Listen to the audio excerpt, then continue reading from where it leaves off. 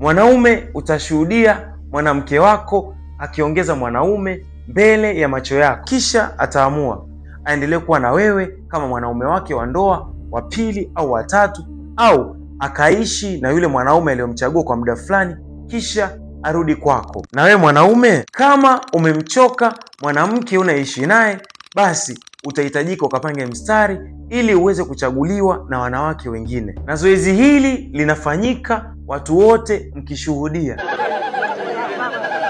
Kule Afrika ya Magharibi, hapa nazungumzia Chad pamoja na Cameroon, lipo kabila moja kubwa linalofahamika kwa jina la Wolobe tribe.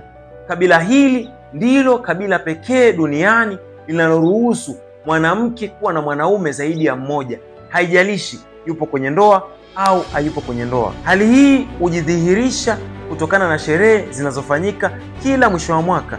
Sherehe hizi zinafahamika kwa jina la Gereo Festival, ambazo zinamtaka mwanaume kujiremba, yani kupaka rangi katika uso wake, kisha kuonyesha utashi katika uimbaji wake. Yani kiufupi, zinamhitaji mwanaume kuonyesha umaridadi au uzuri wake. Sasa ili mwanamke akuchague wewe kama mwanaume wake wa pili au wa tatu, basi vigezo hivi utahitajika kuwa navyo: weupe na urefu wa meno yako, cha pili ukubwa wa macho yako wakati wa uimbaji, na cha tatu urefu na rangi ya uso wako, bila kusahau mavazi na namna ya kuimba au namna ambavyo unatoa sauti wakati wa uimbaji.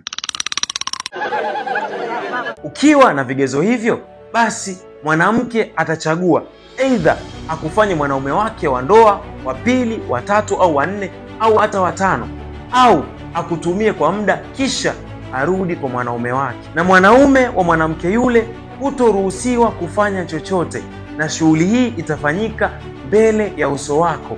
Basi kama hutoridhika, utahitajika kujiremba, kwenda kwenye mstari ili na wewe uweze kupata mwanamke mwingine wa kuishi naye.